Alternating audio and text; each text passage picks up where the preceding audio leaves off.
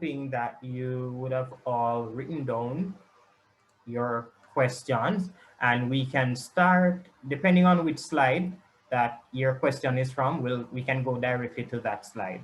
For now, though, I'll just go right back to the front. Oh, I'm sorry. Let me remove this.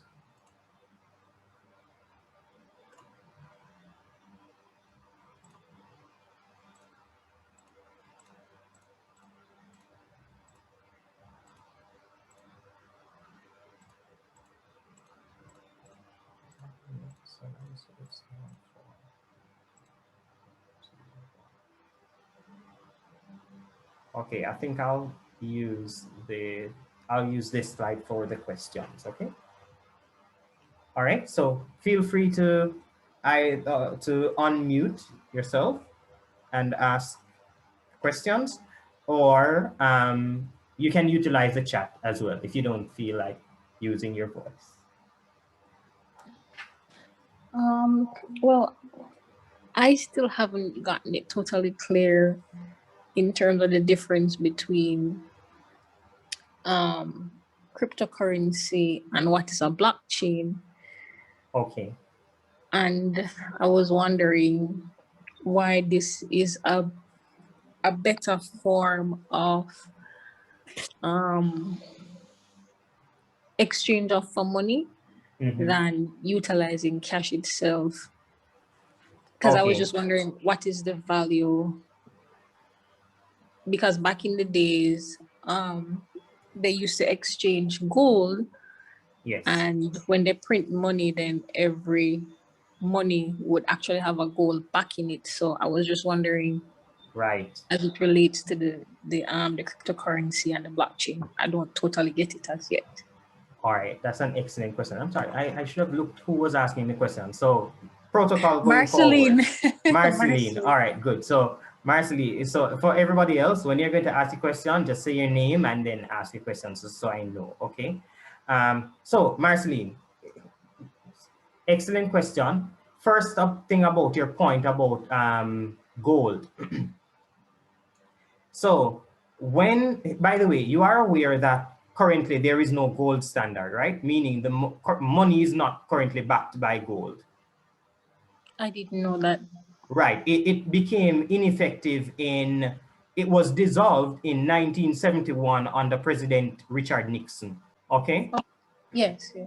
So money in today's day and age in the United States and in Jamaica, pretty much everywhere else around the world, is backed by what is known as the good credit of the economy or of the country. The good credit of the country is that if, for example, the best way to say it would be this. Because these countries are now producing, they're producing good GDP numbers, their people are productive and whatnot, they're paying taxes. If a country now were to borrow money, then that money that they borrowed is backed by the good credit of the country's economy, i.e. it's people. I don't know if you've heard them say this, but they've said that every Jamaican that is born, well, every Jamaican today and the ones that are born going forward will have an inherent debt of, I think it's something like 6-point-something million Jamaican dollars. So you're born into debt. And the reason for that is because the money supply has been so tainted. There is no fundamental value behind your dollars these days. They are not backed by anything other than the fact that they are created by the government. That's the only thing that is backing them. All right? To answer your first question, and I'm going to try to recall it exactly as you stated. You wanted to get a clearer understanding of the difference between, well, a clearer understanding of the blockchain and why cryptocurrencies are better than cash or fiat currency. Am I correct? Yes. Okay, so let's first look at understanding the blockchain.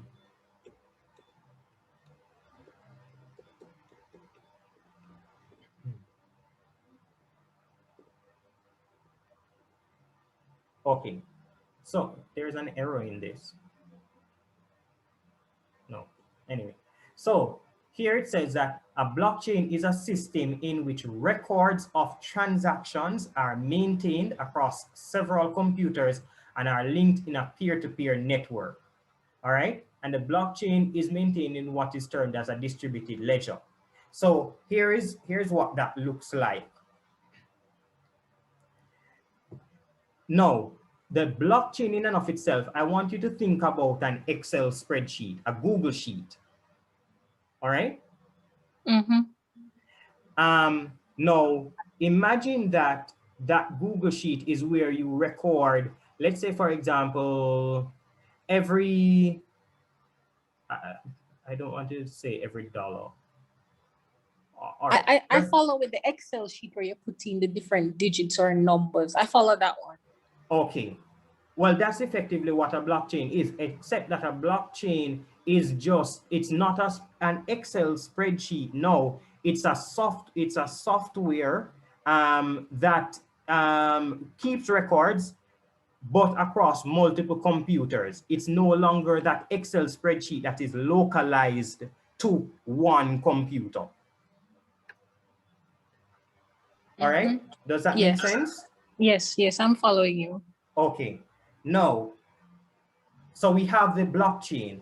Now, because of the fact that the blockchain exists on so many different computers, anybody that is on that computer or on that blockchain can see all of the transactions that are occurring on the blockchain.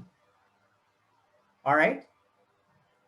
If an asset is created on the blockchain, and I'm going to tell you how assets are created on the blockchain. An asset is created on the blockchain anytime a complex mathematical problem is solved. Okay? So I have to break it down and make it simple. Let's say, for example, you had 2x equals 6, and you have computers trying to solve that equation. You see, any computer that gets the answer of 3 first, that the x is equal to 3, that 3, that piece of code that represents that 3 is depicted as one unit of the asset.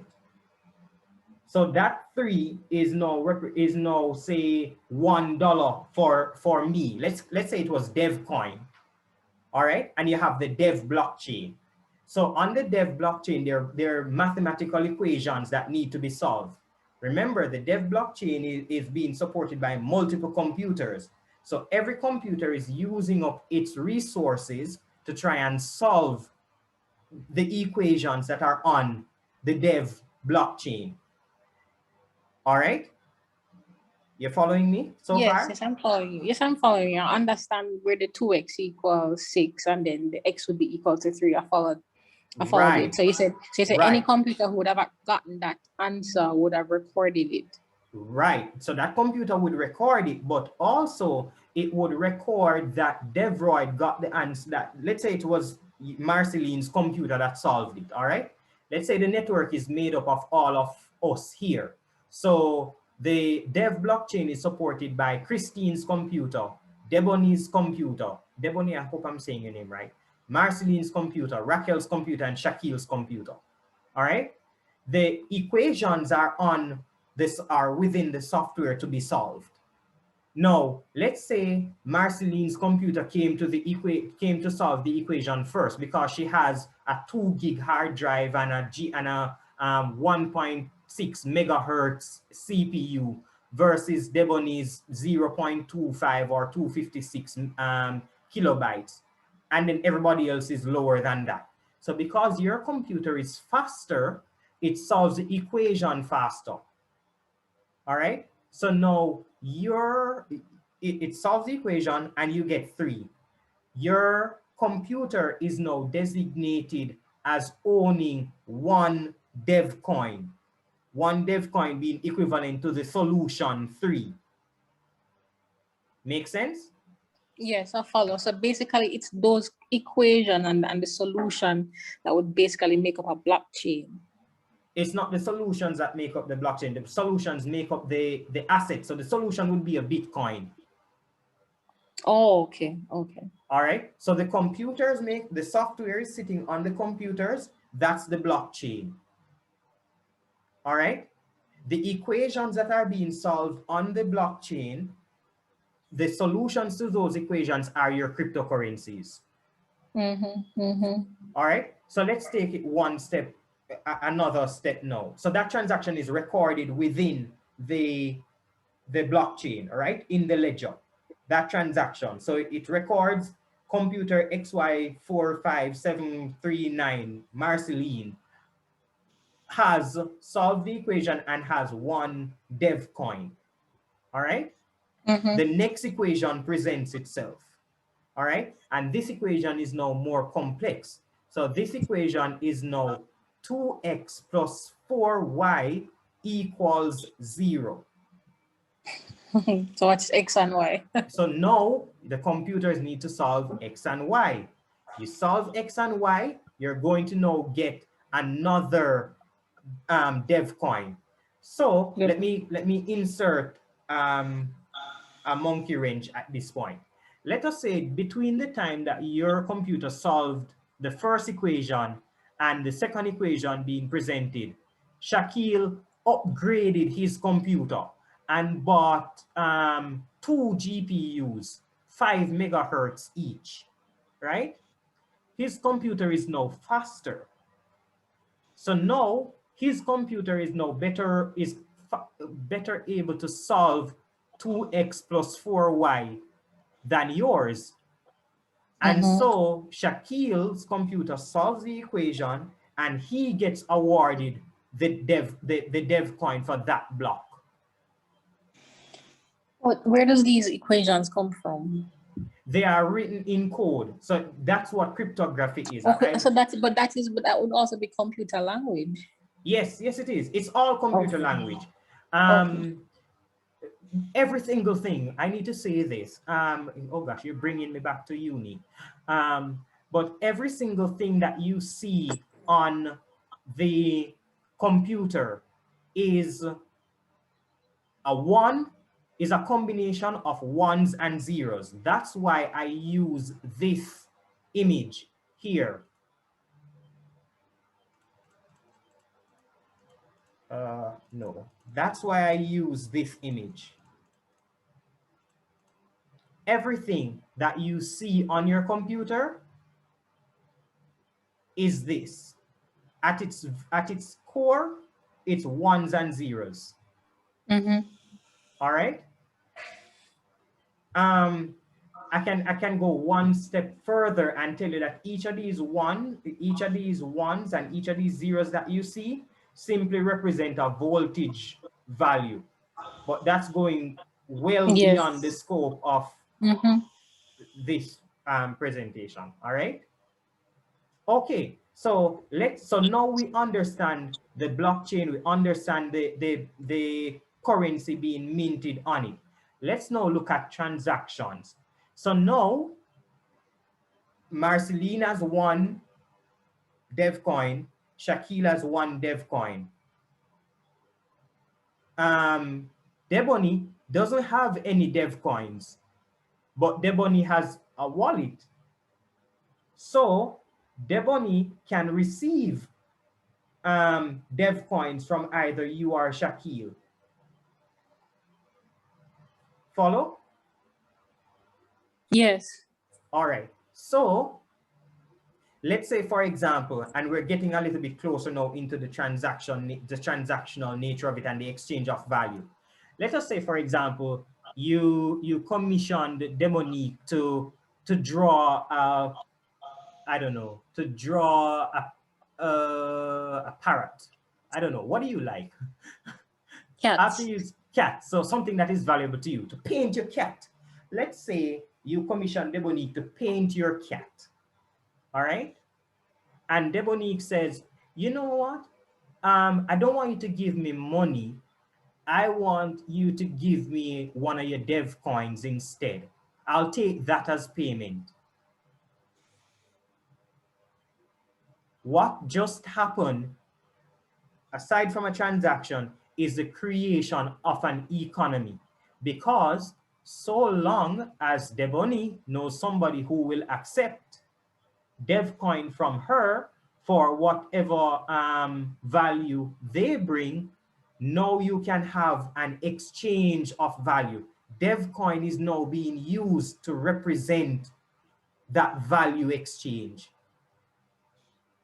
You see the progression? Just like money, yes, just like money. DevCoin is no money, exactly. So let's know, so by going through that example, we've explained what a cryptocurrency is. So now let's look at the definition of money again and see, does that example that we just explained fit within the definition and function of money? So, definition of money. Did that transaction represent an exchange of value? And was DevCoin the unit of that exchange of value? DevCoin is no money. All right. Now let us look at the properties of DevCoin because it is on a on a blockchain. So is DevCoin fungible? Yes, you can. If you were to exchange your one DevCoin for Shakil's one DevCoin, it would be the same. It's one DevCoin for one DevCoin, right? So fungibility, check. Is it durable? How long can a piece of computer software last? Indefinite. Indefinite. Yeah. Yes, indefinite. So point 2, check. Compare this to your fiat currency. How long can your fiat currency last? Not that long. Not that long. You pass around 100, put 100 people in a room and pass around a $100 bill and see what that $100 bill looks like if after passing it around for 1 hour, after 10 hours, after you pass it around within a space for a year. What does that $100 look like? It's crushed up and worn. Right. And if you decide to save that $100 by putting it in, say, a drawer or whatever, and a moth finds it and decides to make that $100 lunch for the remainder of the week, it will be gone. It will be gone. Your value is now gone. Your money has been destroyed. Okay, so durability. Is DevCoin more durable than a $100 Jamaica bill? Most definitely. All right, check. Portable. How easy is it to move your DevCoin?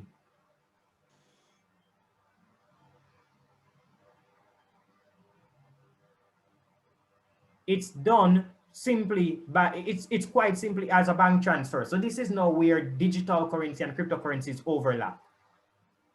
How easy is it to transfer $1,000 from one person to another with NCB online? Instantaneous. Yeah. Right? The same thing with your cryptocurrencies. So I haven't gotten any one of you guys' wallet as yet, so I haven't sent any Pi coins to you for us to test, but we're going to get to that after this. And I hope in going through all this, I'm also answering potential questions from the others or making the content clearer. I actually have a question.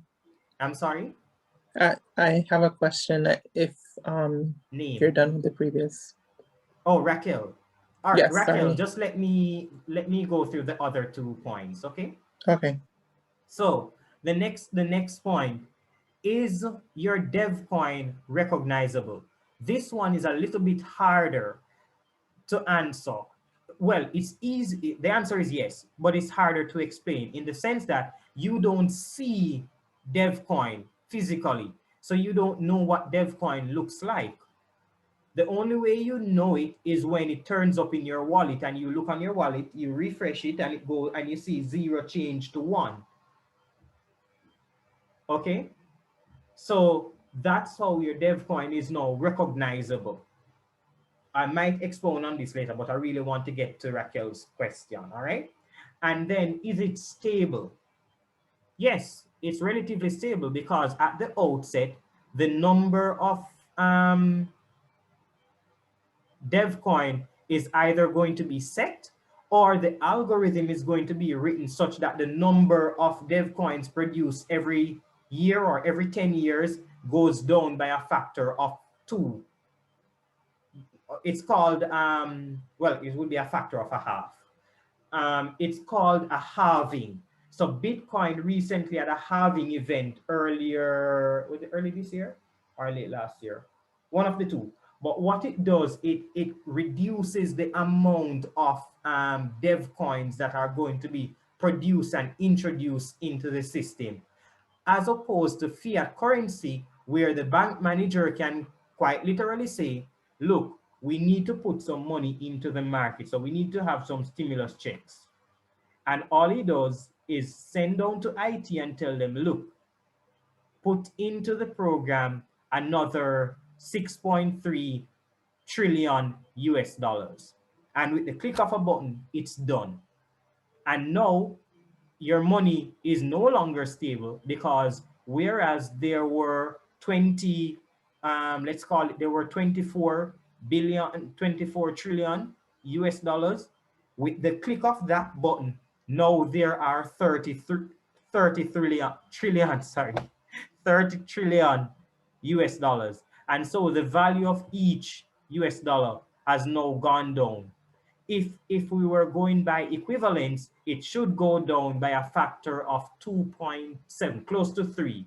Whatever the factor they increase it by, that's the factor it's supposed to go down by, the value, to keep it constant. But yeah, so this doesn't happen with cryptocurrencies. A person can't just go onto the dev network and say, hey, you know what, I want to introduce another 100 dev coins to myself. Everybody else is going to see that and they're going to say, hey, but wait, where does this person come from trying to give himself 100 dev coin? That can't be a legitimate transaction. And so every computer on the network blocks the transaction. And that is what disables the manipulation of the cryptocurrency. All right? Hopefully I made it a bit clearer for you, Marcel. Yes, following. Okay. Okay, Raquel, your question. Yes, so, well, I have like 3, but no, 3 is fine. Go ahead. The first one is, do you have to have internet access to access your cryptocurrency and also use it? I know in the presentation you had said that you can have like a hard drive or even a flash drive, yes. But like to actually access it, because like Google Sheets, and as you was using the example, like you do have the offline version that you can use, but for like if you shared the Google Sheet, yes, and everyone to see your update, you would have to be online to access it. Right. So is that the same thing? It is precisely the same, in the sense that you can have your wallet effectively displayed offline whilst you're offline, right? The only thing is that it won't be updated. The blockchain won't be updated with whatever transactions you conduct until you get back online. Okay. It's pretty similar to digital currencies. Well, it's better actually, because with digital currencies, you can't transfer money from NCB to Sagicor or to another person with NCB unless you have internet access. Okay. right? So you can't do Yes. online banking without being online. Okay. Right, so it's very I have. similar, excepting you, because you can have access to your wallet offline, Mhm, you can mhm. still do transactions. They just won't See, be updated until you connect to the internet. okay. And see, like, even in that, I'm not gonna ask the question, but because No, I have other please ask questions to it. ask, but like even as you're explaining that, my next thought is like, okay, when it comes to, let's say, everyone fully grasps cryptocurrency and we're now like wanting to use it in store rather than online, like how would we then be able to do that? You It's want to not like use you're, it in store? yeah, like, like to pay for things in Oh, store rather than online. okay, so that problem has also been solved. Have you ever heard of mobile money? Oh, okay. Okay, like Apple Pay or Google Pay, Exactly, you that don't type of need thing. to be online to do it. It's basically, Oh, okay. yeah, So they have so that for cryptocurrency? yeah, because Okay. of your wallet, you can still conduct your transactions. It's literally just getting the wallet address for the person that's in front of you, the store Mm-hmm. manager or the cashier. Mm-hmm. So it would be the store that would have the wallet, not the individual cashier. That makes sense, right? Okay. Because the money that you're giving the store, the money, not Yeah. the cashier. So all you do is get the store's wallet and you send the funds. Okay. Okay, Right. that makes sense. I see what you're saying. Yes. So my second question is, as you were bringing up halving, because I've heard of that and Yes. of them doing that, but isn't it essentially, I know you said it's not, but almost the same thing as printing money where it is creating more coins, whatever cryptocurrency it is, in that space and then maybe devaluing it in a sense? Like, I don't, Yes. You are okay, so it is correct. doing that. It is doing that. However, it's being done in a controlled environment that is not subject to manipulation. So all of that is already, when we look at Pi, you will see it, but it's written into the code such that to create scarcity. It's But oxymoronic in the sense that yeah, it is exactly. I creating, was literally exactly was gonna, because I like that's the opposite yeah, of the so scarcity we it's have. oxymoronic in the sense that it creates scarcity, but it also creates more volume, more quantity. Okay. So ultimately, I can use an analogy from my past job. So in a previous life, I was a research scientist at a nuclear center. All right. Mm-hmm. What we did was we operated a nuclear reactor. Now, the nuclear reactor functions using uranium, which is a radioactive isotope.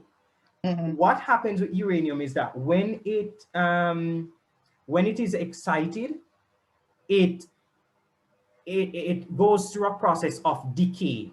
So the quantity of uranium that you have goes down. However, it creates energy.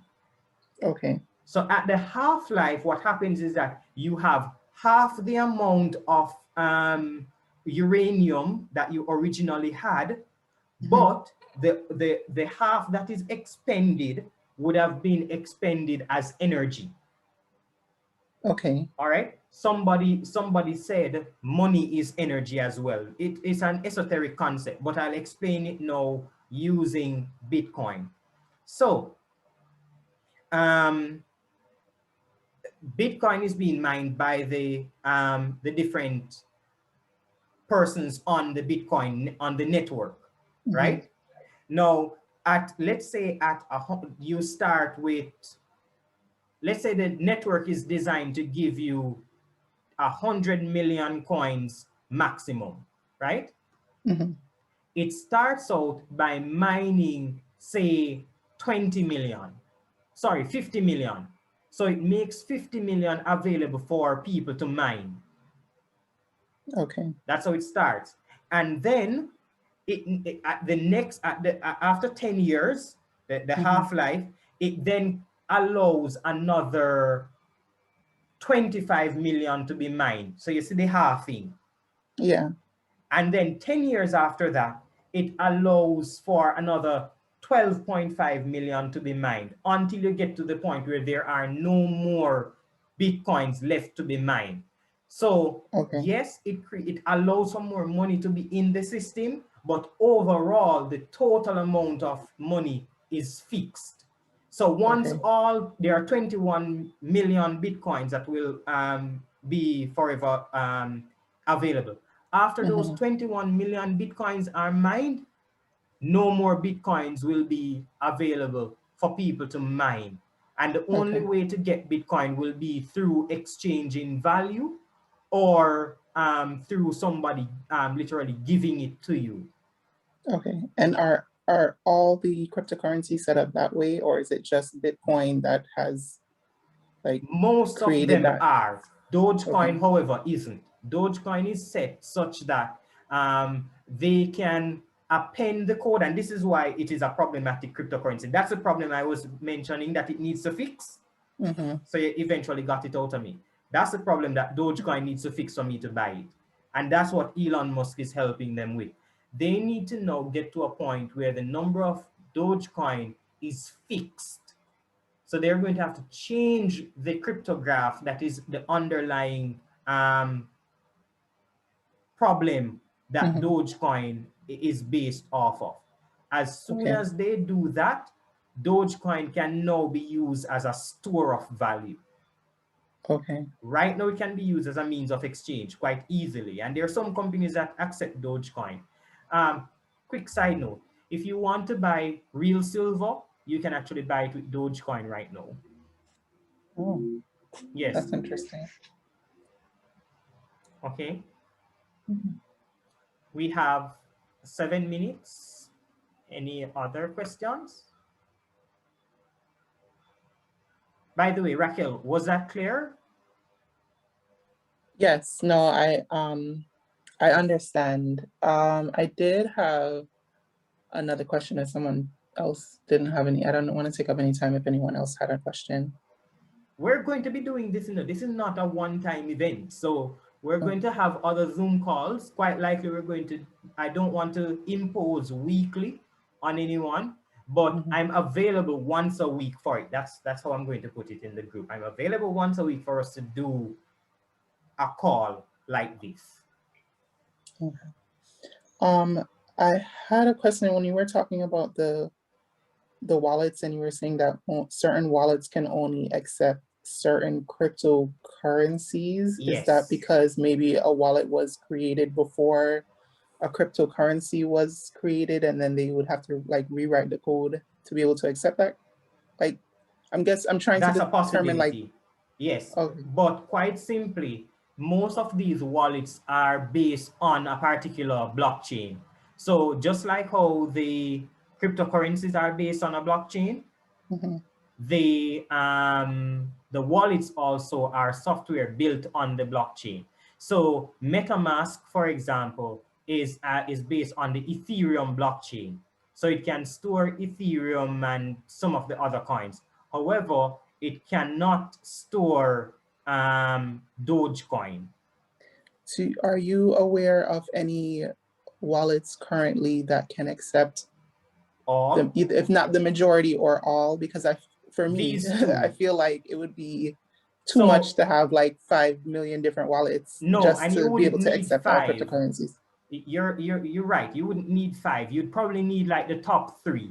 So just like how you might have a physical wallet and you have sections in the wallet, think of your cryptocurrency wallets as that. So like in MetaMask, you might be able to store NFTs or smart contracts, but on Trust Wallet, you can store a cryptocurrency that is not available on MetaMask. So if you get like 3 of the main wallets, I'm going to tell you these 3. I'm going to use these 3: Pillar, Trust Wallet, and MetaMask. You should be able to store most, if not all, the major cryptocurrencies. And because most new cryptocurrencies are being built on one of these major blockchains, except in the case of like Pancake Swap, where they created their own protocol, or Pi, which created its own protocol as well, you would need to have a specific wallet for that, which brings me to the next thing that we need to do, which is that we need to set up that wallet so that you can you can get your test Pi, and we can start doing transactions on within the economy. But another thing that the founders say in their documentation is that when Pi becomes launched officially, they're going to have support for MetaMask and for Trust Wallet. So you'll be able to store your Pi coins, your legit Pi coins, in either of these two wallets. Okay. Okay? Yes. So you Thank won't you. need to have 50 different wallets. You might need 5 at best if you're being really diversified. Okay. Another thing I'll mention about that, if, for example, you have, say, XRP, and you can buy XRP on Coinbase. Coinbase has their own wallet. So does CXIO. CXIO, though it's an exchange, it has an element of a wallet attached to it.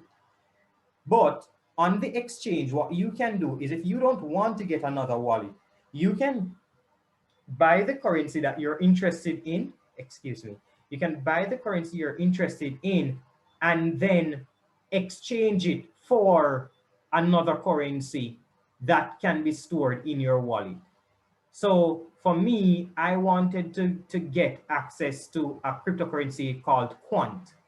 But Quant is on the Binance network, and you couldn't buy it on CXIO.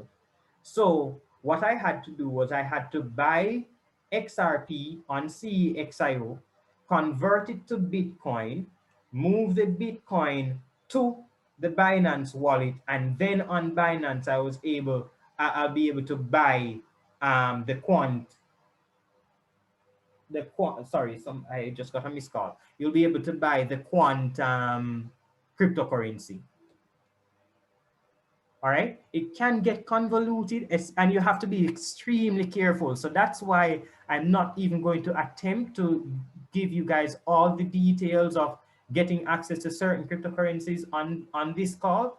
That's also why I'm making myself available to help you to like understand moving between the different wallets and between the different exchanges and so on and so forth.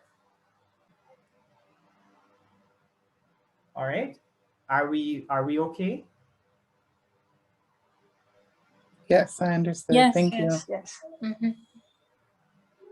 All right, awesome. So this call is about to end in 1 minute and 20 plus seconds. We still need to talk about Pi. And this I'll do in like a tutorial form. All right. So hopefully I answered most, if not all, the questions. And if there are other questions after this, because I'm going to end this now, if there are further questions, drop them in the Telegram, and I'll respond. I'll respond either in text or with a voice note. Hopefully that can make it easier to digest. In extenuating circumstances, then I'll arrange a quick Zoom call for us to go over the concept if I see a lot of persons struggling with it. Okay? All right, so I'm going to end this, and I'll now create the last, hopefully the last screen share. So let's get started with Pi. Okay, can everyone hear me? Yes. Are you seeing my screen? Yes. Awesome. Okay. So there are two things we're going to have to alternate between the presentation and Pi. So in the meantime, okay, so let's talk about Pi. So most of you would have already downloaded the app, but I'm not sure. You would have understood now that Pi is a cryptocurrency, right? Depicted by the, well, again, poor depiction of a cryptocurrency, in my opinion. All right, I need to show you that picture that I think is a better representation of cryptocurrencies. Let's see if I can find it here.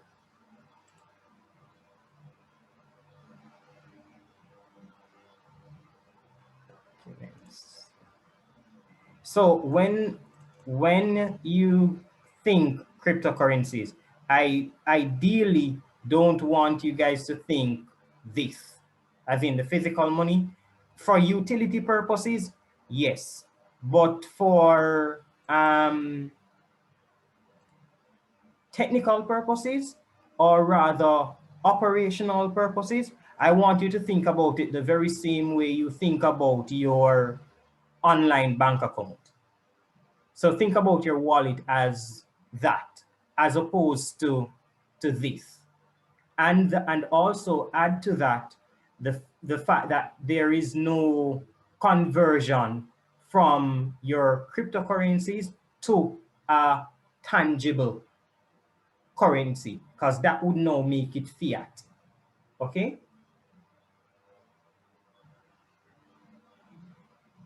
Oh, by the way, guys, this is the conversational part of the presentation.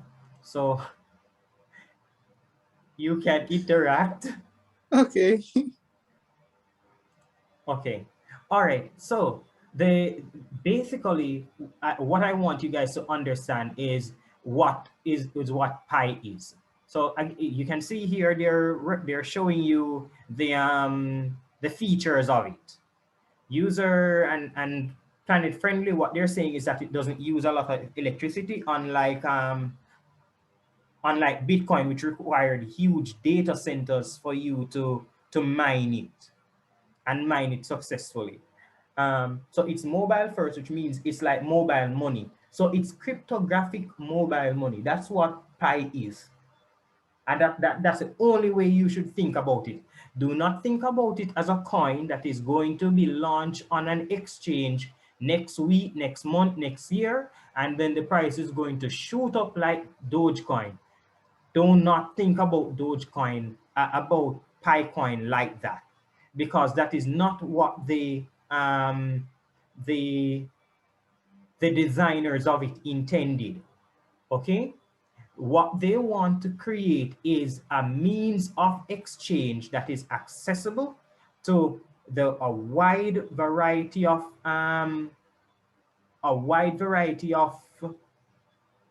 the population, and that gives the population the power to determine what is value.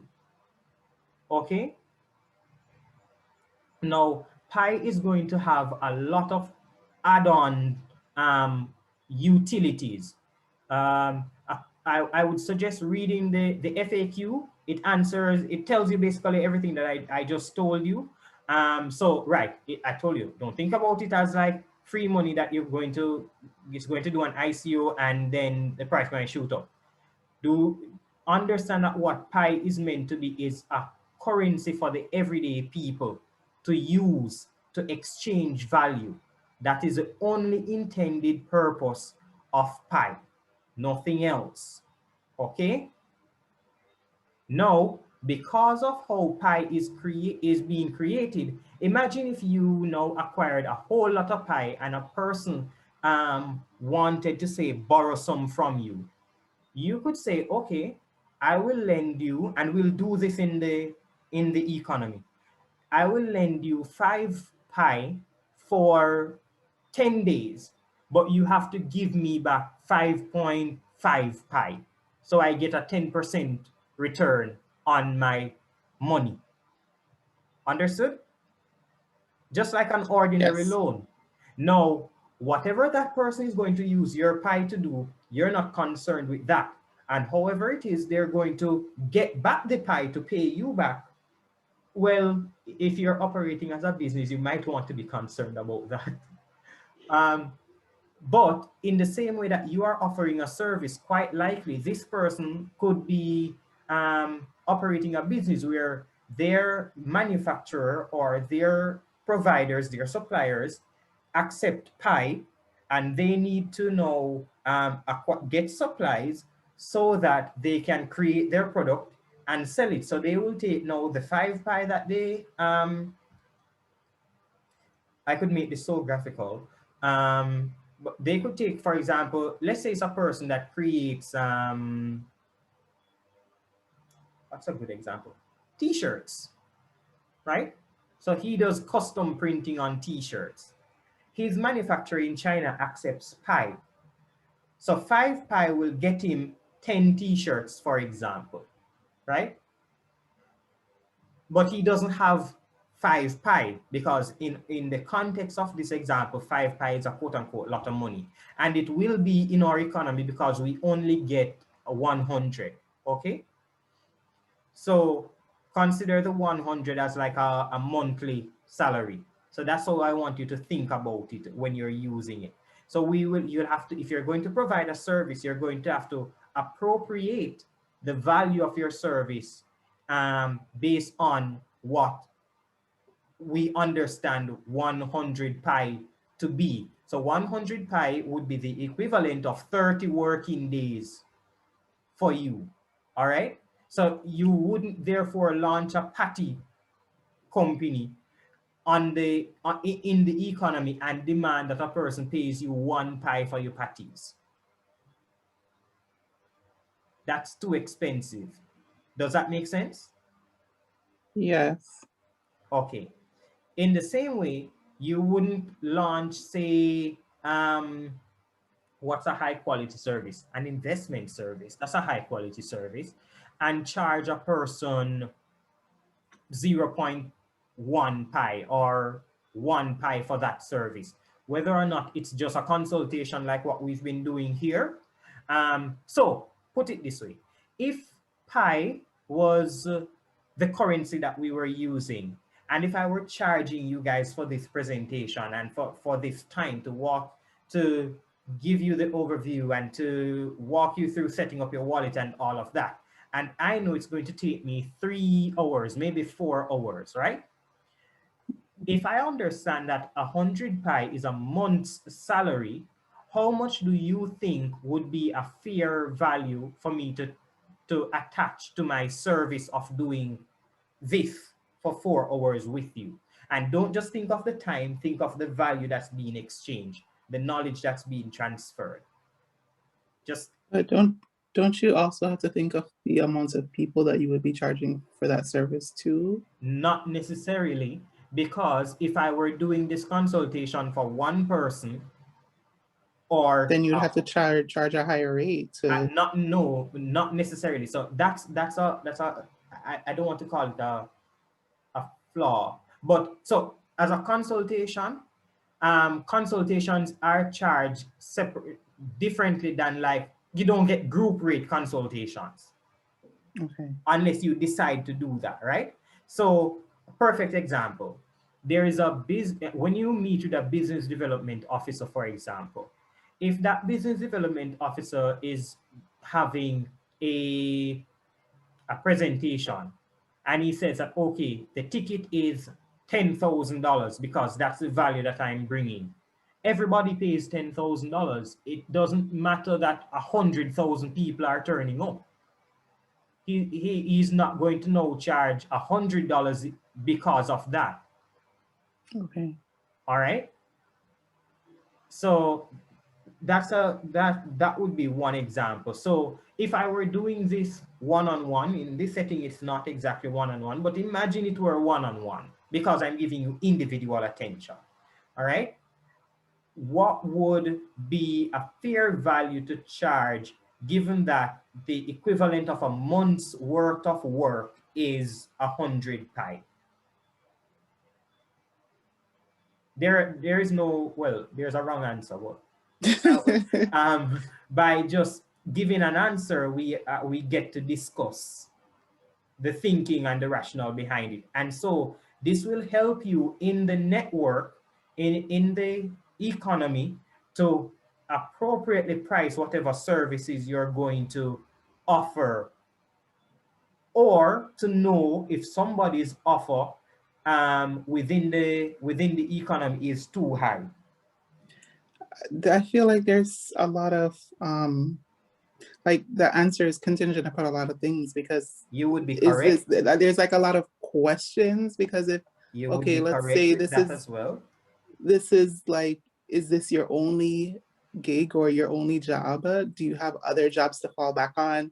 Like that, I feel like those factors have to determine what your rate will be, because if, like, say this is your group presentation is your only source of income, then you would have to then, of course, charge a higher rate. But if you have 4 or 5 other things that you, services or products that you can sell to be able to gain that salary, then obviously the rate for this would be lower. So I feel like it depends on a lot of things, no? Can I tell you, Or I is just disagree with that, okay? with that specific point, and here is why.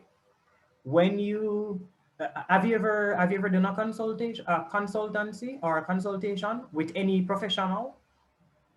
I have done group consultants, like in a group settings before, Okay, but but not you've never like individual. gone to a chiropractor or a Oh, well, specialist? yes. Yeah, sorry. Yes, I have. Okay, right. So the chiropractor doesn't lower his rate based on the fact that he probably owns real estate as well.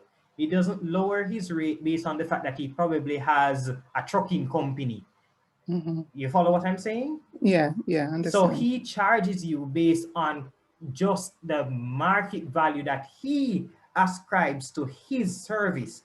Now you can think he's expensive and say, look, I'm not going to go to that chiropractor because there's potentially another chiropractor that will charge a fraction of what he's charging. Quite Hmm. possibly so. And I'm sure that exists across all platforms, right? Across all Hmm. professions. You can get a cheap accountant, you can get an expensive accountant. Now, how does the accountant really value his service? It's not based on his external businesses. It's Hmm. not based on what you can afford. It's based on the value that Market he value. believes he brings to you, the client. Yes, Okay?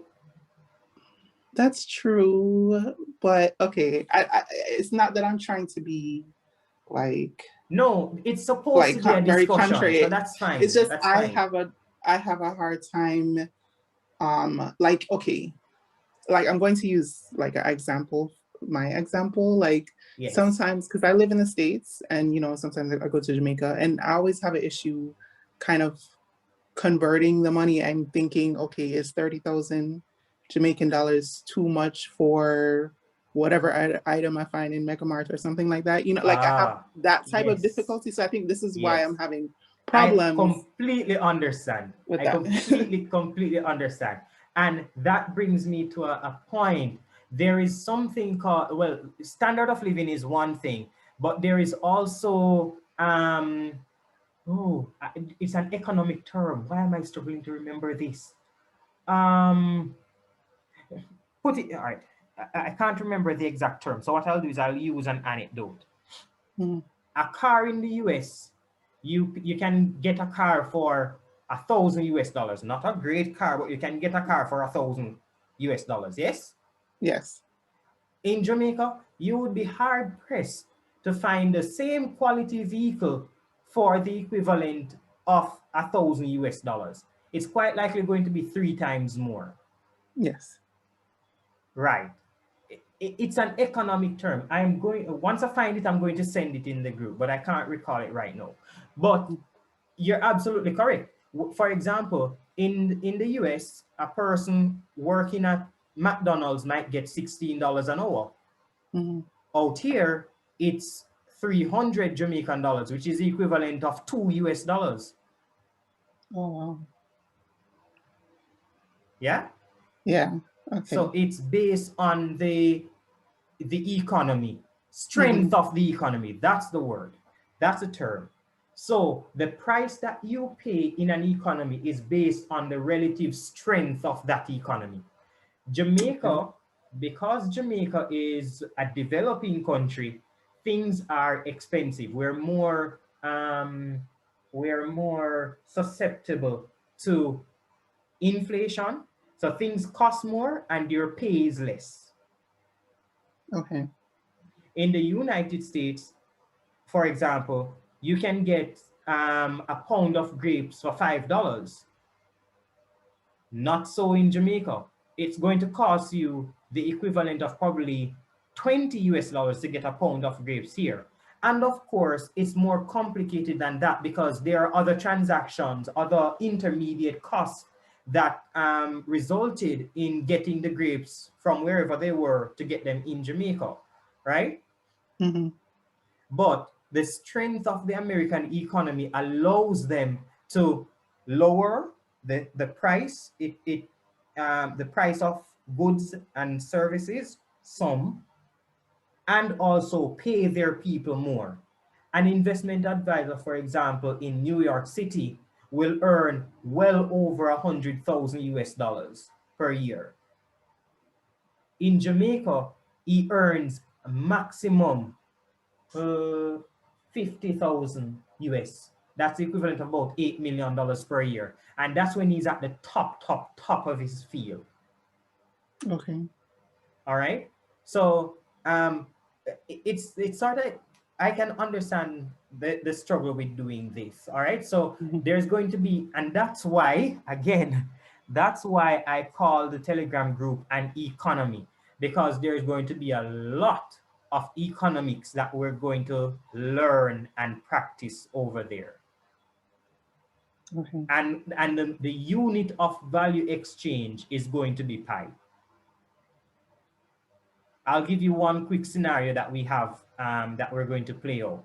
So when everybody gets their wallet, which we're going to do immediately after I'm finished with this example, when everybody gets their wallet, I'm going to be the first to commission a service from someone.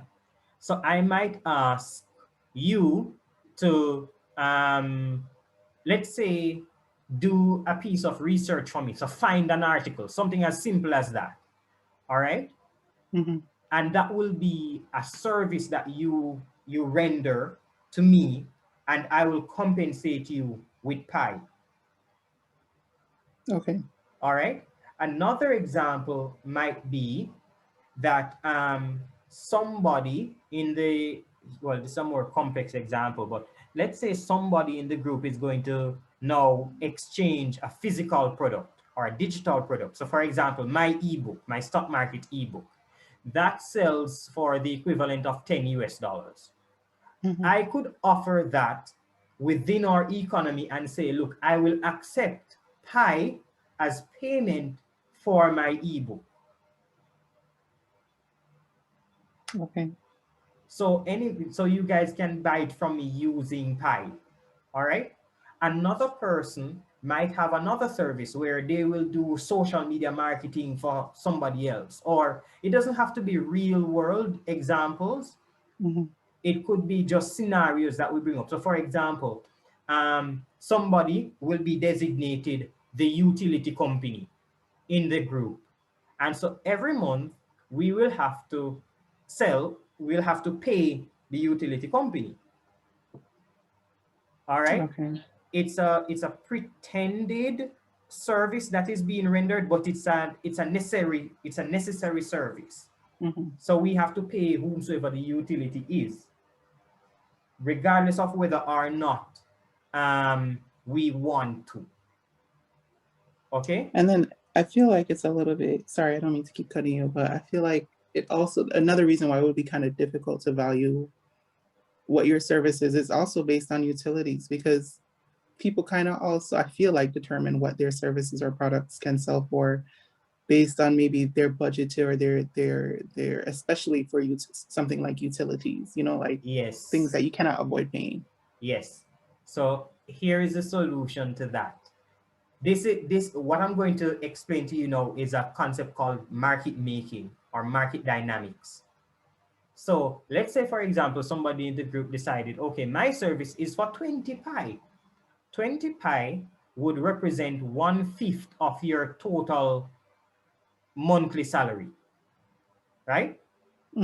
So you could quite simply reply to that person, no, your service is too expensive. Okay. And so if everybody in the community decides that that person's service is too expensive, what do you think that person will have to do to sell their service? Decrease the Decrease the price. price. Mm-hmm. Okay. No, it makes sense now, especially since you, like, when you do it as a percentage, Yes. it makes it more relative, like, it makes it relative. And Right. I can easier understand it that way. Right. Good. Okay, so that was a lot. Sorry. No, it's fine.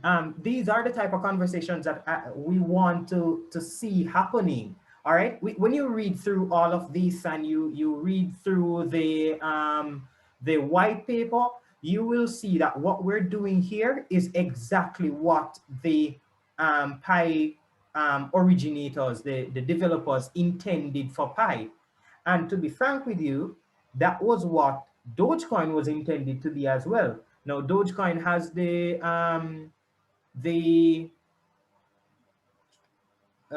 what's the word? The reputation as being created as a meme coin.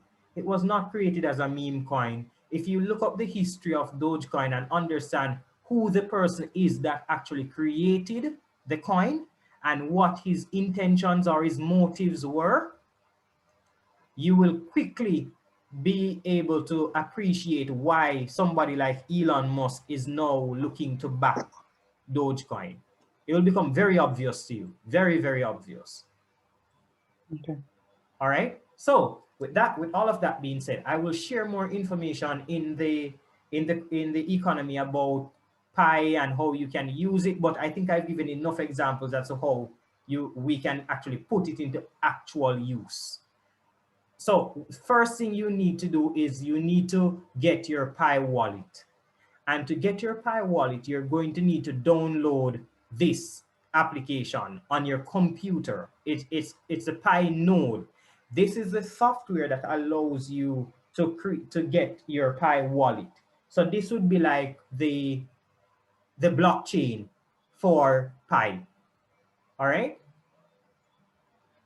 So when you install this software, it's going to come on your desktop as a desktop application. It's going to give you your what they call your seed phrases. Now your seed phrase is going to be between 12 and 24 words that you have to remember in that specific order. It's recommended that you write them down somewhere secure. It's your passphrase to get into your wallet. So this is like the zip on your pocketbook. If you don't have this, you can't get into your pocketbook. You can't spend any money. You can't do any transactions. Okay. Pocketbook for the Jamaicans is for us Jamaicans. Pocketbook is just your purse. Okay. So yeah. So the 12 or 24 words is going to be your seed phrase, and you're going to need to remember them in that particular order. So if I were to open my my wallet. So after you download the Node application, this is how you're going to be able to set up your wallet. And then you will get your wallet address.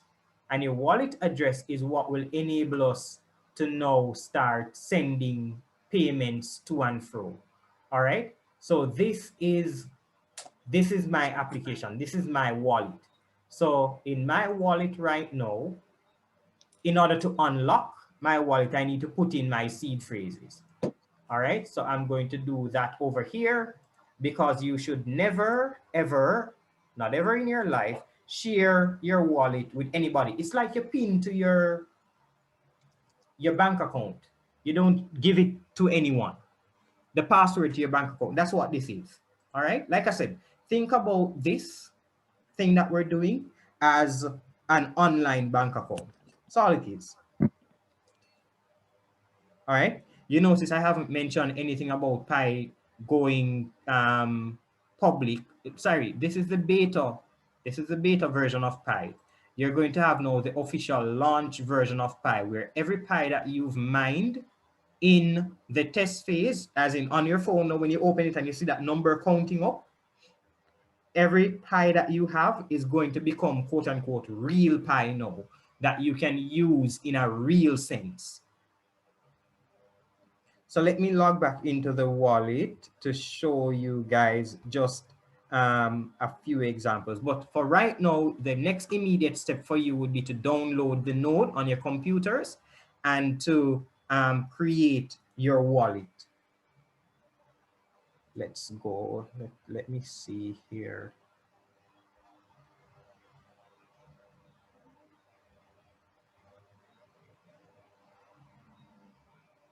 I'm going to send some screenshots in the group as well. And I'm actually going to make this the last Zoom meeting that we have for now because I'm running behind on few other commitments. Okay. But like I said, any questions you have, I'm going to put the presentation in the group as well, so you guys can actually review it. Yes.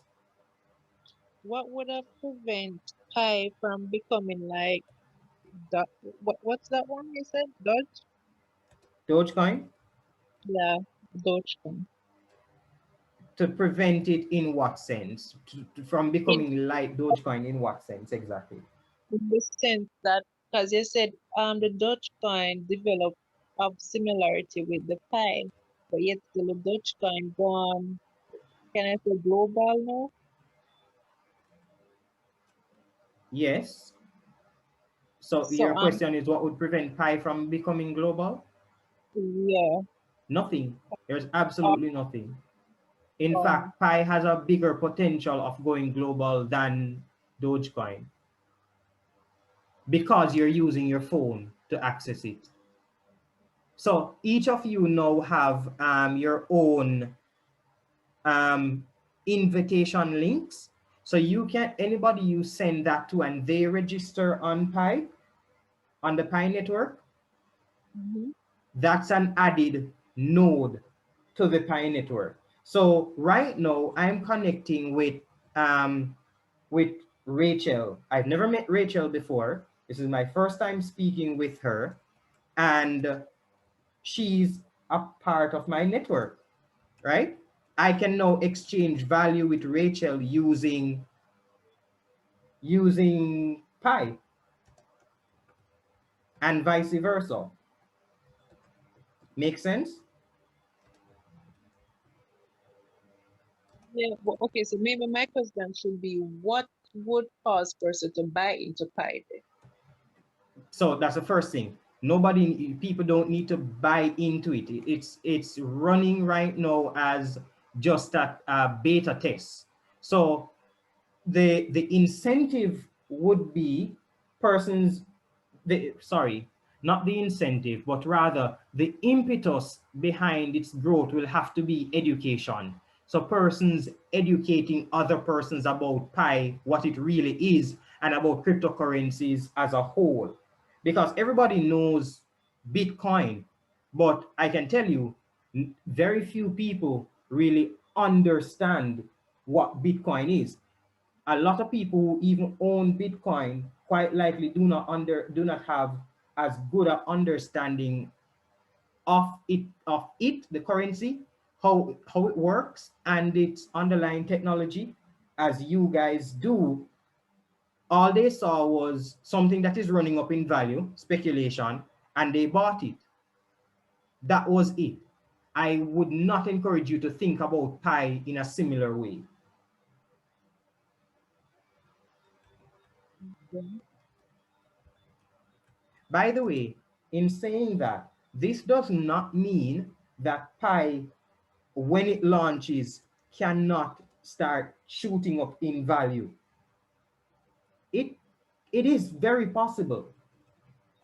I don't think it is going to be the result just based on what Pi's intended utility is. Okay? Mhm. So this is my wallet, all right? And when you log in, that's what you're going to get. You log in, you get to see your wallet, and you can, just like with any wallet, with NCB, you can do one of two things. Either you receive payment from people, or you're sending payment to people. It's a transaction. Now, when you click receive, it's going to show you your wallet address. This is what I want you all to post, excuse me, to post in the Telegram economy between now and tomorrow. And for every one of you that do it, I am going to personally send you one test Pi. So you will all have, just like how I currently have. Oh, by the way, you can copy this and save it in like a notepad or whatever. All right, so that it's easier for you to give it to persons. Eventually, Pi, you'll be able to send persons funds, just like how you can send people PayPal just using their email address. You'll be able to do it using your username, and I'll show you the username as well. Mine is @Devrhoid. So whatever it is that you set up your link as, the last part of your link is going to be your username, and eventually people will be able to send you money using just that. If you look at my transaction history, these are some of the transactions that I have executed since joining the network. These are just tests. So I'm not saying that I'm going to be spending 11 Pi, because 11 Pi is going to represent 10% of my monthly balance, right? Or my monthly salary, given that we're using 100 Pi as a monthly salary in this case. All right. So here's a quick exercise for you. Given your current salaries, if you were to convert your current your US dollars to Pi, given that the value that you get at the end of a month is $100, which is equal to X being your salary, you can now find out how much, in this example, 1 Pi is worth in US dollars. And you can use that to appropriate your services. That's just a hint. All right? That makes sense?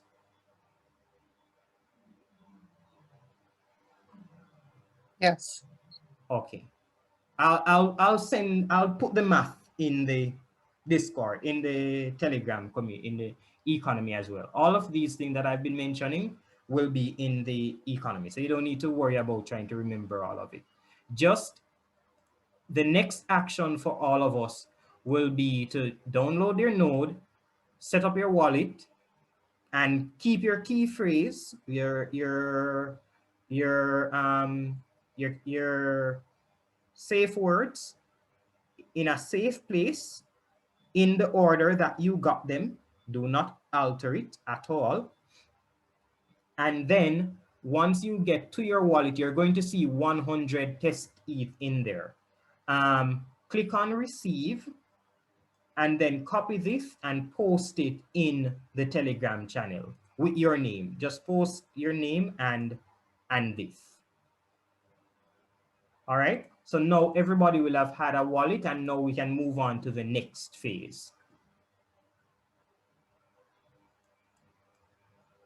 All right. So just a quick question, Devrhoid. sure. The node, does it have to be downloaded on the computer, or can we do it like on our phone? Or no, so it's only accessible on a computer right here. Okay, because I was trying to download it, but I'm having difficulties. As in you were trying to download it on your phone?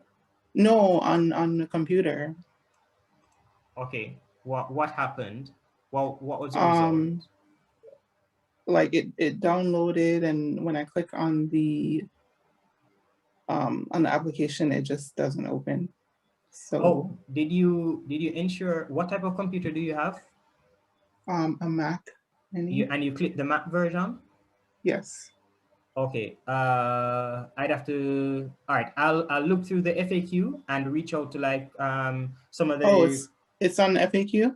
I mean, I can, if you tell me where to go, then I can look it up. Okay, so the best place to go would be in the Pi application itself.